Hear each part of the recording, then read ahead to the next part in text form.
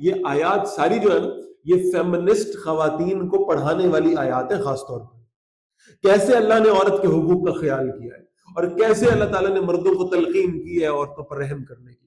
فَإِذَا طَلَّقْتُمُ النِّسَاءَ جب تم عورتوں کو طلاق دے دو 1 یا 2 مرتبہ فَبَلَغْنَ أَجَلَهُنَّ پھر وہ اپنی عدت کو پہنچنے آئے فَأَمْسِكُوهُنَّ بِمَعْرُوفٍ تو انہیں بھلائی کے ساتھ روک لو او سرحوهن بمعروف یا انہیں بھلائی کے ساتھ رخصت کرو. ولا تمسكوهن ضرارا لتعتدوا انہیں نہ روکے رکھو. یہ بہت زیادہ بیماری آج کے دور میں عام ہے.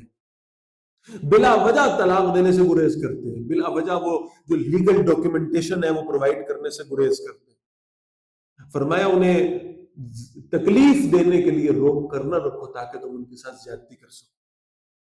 اگر یہ معاملہ ہو گیا ہے تو پھر بہرحال اس کو فارغ کرو, اس کو طلاق دو.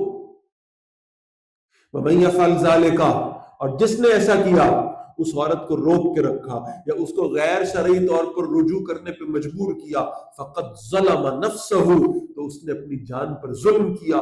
ولا تتخذوا آیات اللہ ہزوا دیکھو اللہ کی آیات کو مذاق نہ بنایا کرو. میں ایک کلاس میں پڑھا رہا تھا تو میں نے اس میں ذکر کیا طلاق کنایہ کا اور خیال یہ ہوا کہ حدیث بیان کروں. اللہ کے رسول صلی اللہ علیہ وسلم نے فرمایا کہ جب فتنوں کا دور ہوگا تو شوہر اپنی بیویوں سے زنا کریں گے.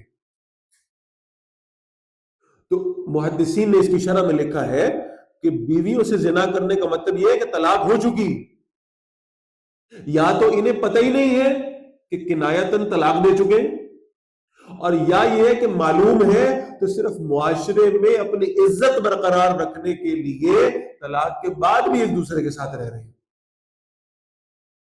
اور بہرحال یہ مسائل ہے. تو اس سبق کے بعد ایک طالب علم نے آ کر مجھ سے کہا کہ میرے گھر میں تو میرے بچپن سے یہ معاملہ ہو رہا ہے کہ میرا باپ میری ماں سے جب لڑتا ہے تو کہتا ہے جاؤ میں نے تمہیں فارغ کیا. اب یہ کیا ہے؟ صاف صاف طلاق کے الفاظ. تو دین سیکھتے نہیں ہیں اور پھر اس کی بنیاد پر گناہ کرتے چلے جاتے. کتنے ایسے لوگ ہیں کہ جن کی زندگیاں بالکل غیر شرعی انداز سے گزر رہی ہیں, انہیں معلوم ہی نہیں ہے کہ ان کی جدائی ہو چکی, کنایتاً طلاق دے چکے.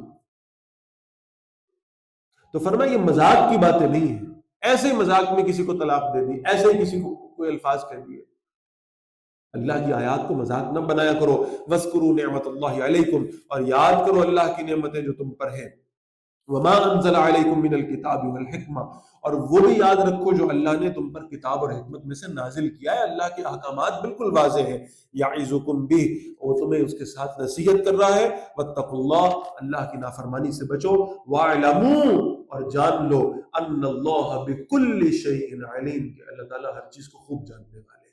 وہ تم دنیا والوں سے تو چھپا لو گے, طلاق دینے کے بعد بھی دونوں میوچل انڈرسٹینڈنگ کے ساتھ ایک دوسرے کے ساتھ رہنا شروع ہو جائیں گے, لیکن اللہ کی نظروں سے اسے چھپا نہیں سکتے.